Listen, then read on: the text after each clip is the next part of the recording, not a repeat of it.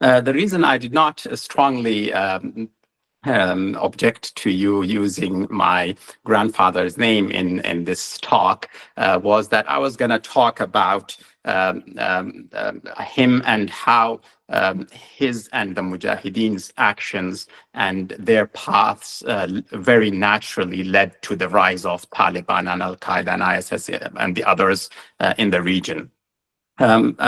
Just a few months ago, I started a campaign targeting my grandfather, and I, took a bit of a break from the Taliban and from raising the voice for our women of Afghanistan and the people of Afghanistan who are living this life of hell under the Taliban rule. And I decided to focus on my grandfather for a while.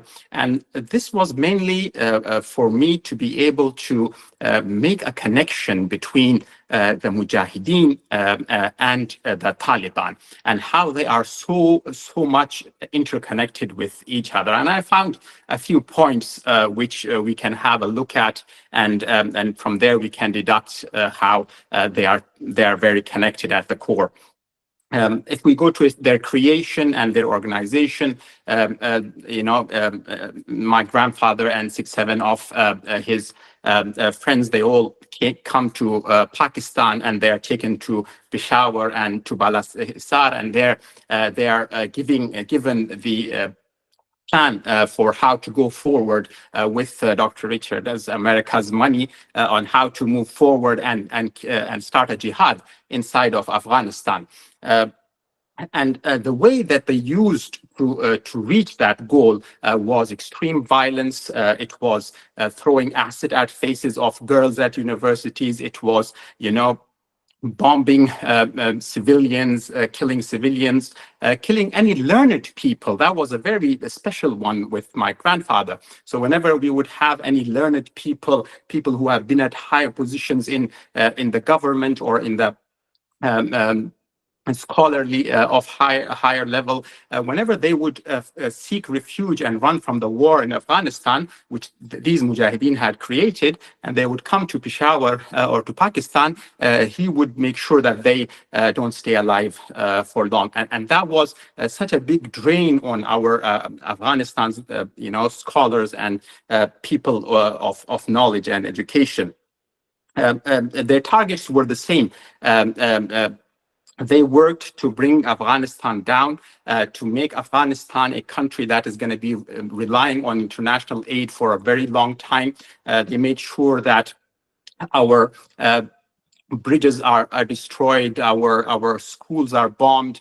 Taliban had even the great reward of blowing up a maternity hospital while there were the women and children and babies in there. They blew it up, or the famous Serena Hotel attack inside Kabul, where Sirajuddin Haqqani said that those people who just sprayed bullets on people eating at restaurants, Muhammad, the Prophet himself, was with him. That was his statement. They both had extreme hate for education and progress. You could see that from how during the Mujahideen time the problems with girls' education, with work, at universities.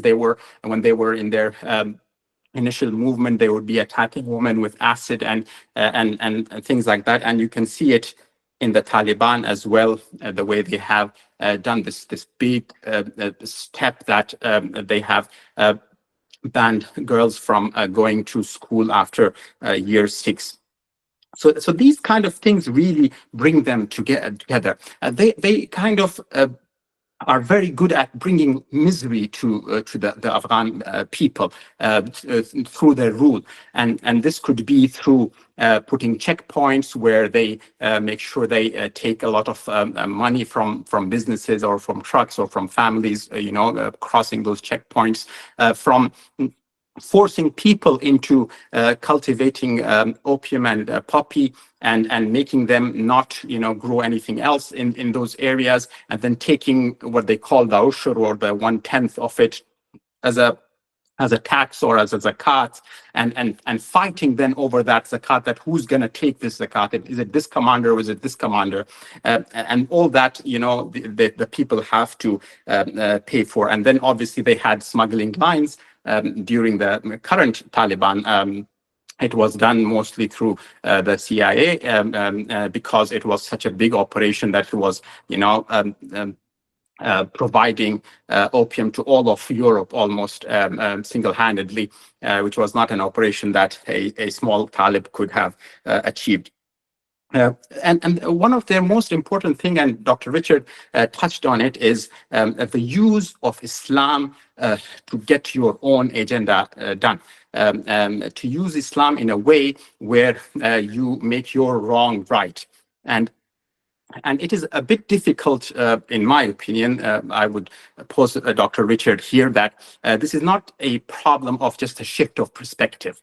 This is not a problem of just like reading a few bad literature books, this is where you take a boy and at 4 or 5 years old and put him in a madrasa, and then feed him with this kind of thought and this kind of ideas, and even go to the extent of showing him videos of Americans or people who they perceive as outsiders coming to a village, and then raping and killing and pillaging and all this stuff. And you just make sure that they watch that so much that they have this idea that they will do anything to that. There are some other steps as well where these the children are raped, and then they are told that now that you have raped and you have done a very big sin, the only way for you to cleanse yourself from the sin is to go and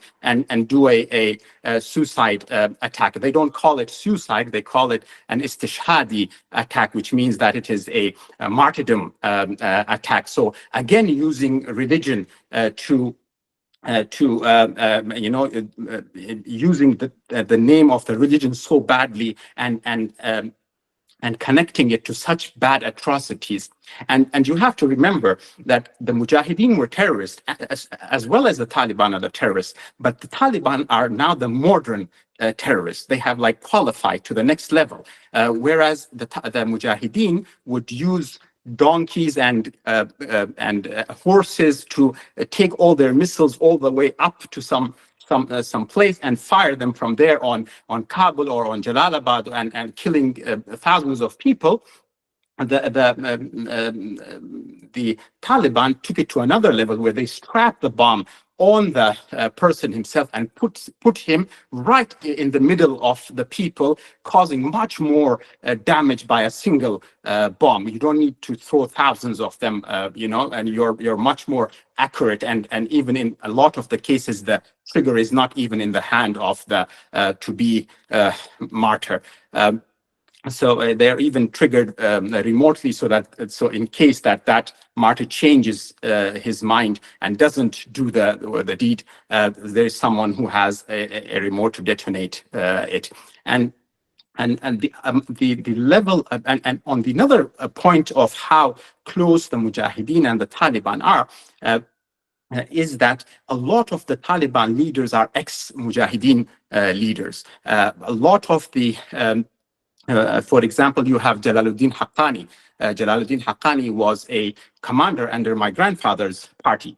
And when the Taliban came, he joined the Taliban, and he became one of their big leaders. And later, his son, Sirajuddin Haqqani, is the man who is known to have the most suicide-ready bombers in the world. They say he has 2,000 ready-made suicide bombers to be used anywhere in the world for money. So he's like your gangster level person, and he's currently your interior minister of the country.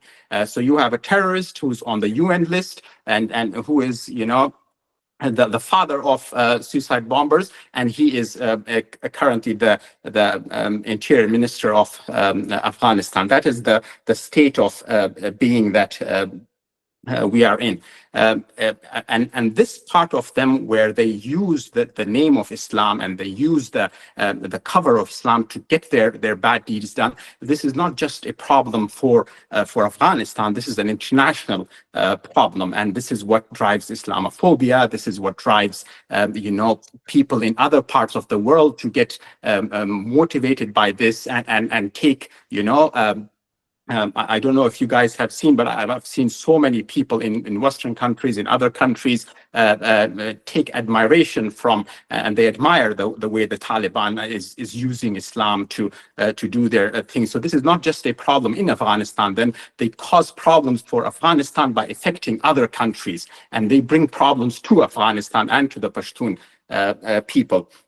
And obviously, they're not abiding by international laws for anything. Is again a very big commonality between the two. In the time of the Mujahideen, the things they did, the way they bombed cities without any restraint or any time given to the people to get out of those cities or anything. My grandfather fired 80,000 rockets on Kabul when he wanted to gain power there. When all of them together, the Mujahideen wanted to get Jalalabad, almost 22,000 to 23,000, different missiles were fired on Jalalabad at that time. So they do not abide by any kind of international law or anything like that. But the sad thing about the whole thing is that, first of all, they were there for 20 years. Every businessman in Kandahar, every businessman in Paktika, in Khost, knew exactly where to go to find the leaders of the Taliban.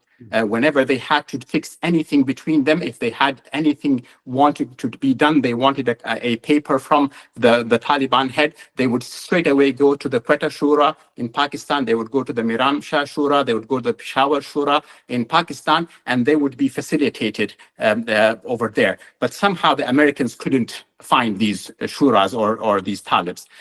On the other hand, the Taliban were very separated entities at the end of the democracy in Afghanistan. You had the Haqqanis, they were completely separate from the Kandahari Taliban, from the Miram Shah, from the Helmandi Taliban. All of them were separate. Yet in Bahrain, we saw that all of them were brought together and they were made into one unit, and they were installed in Afghanistan. And after they were installed in Afghanistan, they have been paid $40 million a week by the Americans. So America is not, for us, the good guy here. We have suffered a lot in the last 20 years because of the inaction of America, or their having different priorities. We were not their priority number one. It was Pakistan was always more higher priority than Afghanistan was.